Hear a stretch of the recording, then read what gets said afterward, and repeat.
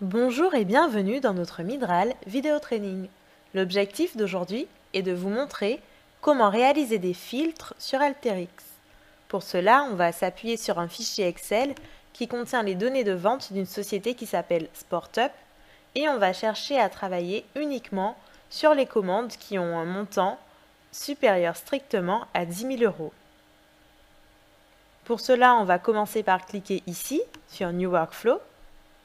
Puis on va choisir notre source de données en faisant un glisser-déposer de la boîte Input Data dans la zone de travail.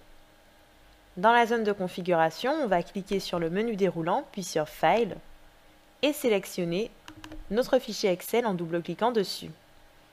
Ici, on a la liste des différents onglets contenus dans le fichier qu'on a choisi d'importer. On s'intéresse au montant des commandes qui se trouve dans l'onglet Commandes. Donc on va double-cliquer dessus. Puis on va faire un glisser-déposer de la boîte Select pour choisir uniquement les colonnes de l'onglet qui nous intéresse. Donc on va d'abord se diriger vers le menu Options, Select, Deselect All afin de décocher toutes les cases. Et maintenant, on va sélectionner uniquement les colonnes qui nous intéressent dans l'onglet que l'on a choisi d'importer. Donc nous, en l'occurrence, on va garder l'ID de la commande, la date de la commande, ainsi que le montant total de la commande. Maintenant qu'on a choisi les colonnes qui nous intéressaient, on va pouvoir réaliser notre filtre. Donc on va se diriger vers le thème Préparation, qui comporte toutes les boîtes permettant le traitement des données à effectuer en amont, et on va faire un glisser-déposer de la boîte Filter. Donc, dans la zone de configuration de la boîte, on a la possibilité d'effectuer un filtre standard ou alors de le personnaliser. Nous, on va faire un filtre standard. Donc, dans le menu déroulant, on a chacune des colonnes disponibles. On va choisir la colonne sur laquelle on veut filtrer des données. Donc ici, ce sera la colonne montant total. Et ici, on va pouvoir spécifier donc la condition de notre filtre. Donc, dans la zone de texte, on pourra inscrire le montant qui nous intéresse, donc en l'occurrence 10 000.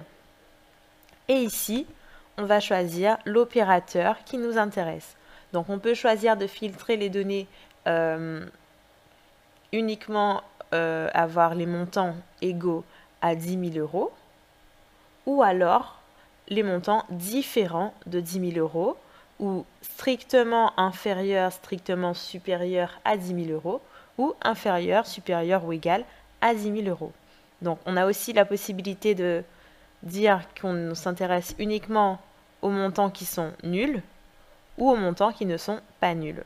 Nous, en l'occurrence, on veut savoir quels sont les montants qui sont strictement supérieurs à 10 000 €. Donc, on va choisir l'opérateur correspondant et dans la zone de texte, on va donc écrire 10 000. Maintenant, on va lancer le flux et on constate que la boîte filter, elle a deux sorties. Donc, elle a une sortie T avec toutes les commandes qui sont effectivement supérieures strictement à 10 000 € et une sortie F, donc pour false, avec toutes les commandes qui ne sont pas strictement supérieures à 10 000 €. Donc ici, on aura toutes les commandes avec un montant inférieur ou égal à 10 000 €. Donc, en fonction de ce qui nous intéresse, on va connecter la boîte suivante à la sortie T ou alors à la sortie F.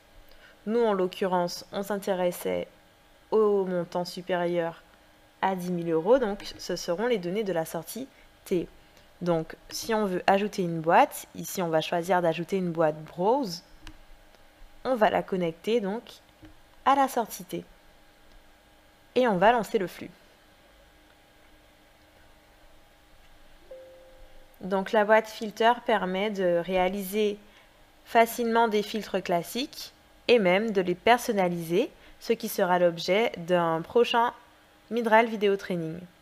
Je vous remercie d'avoir suivi notre vidéo, j'espère que cela vous sera utile et je vous dis à bientôt pour d'autres vidéos.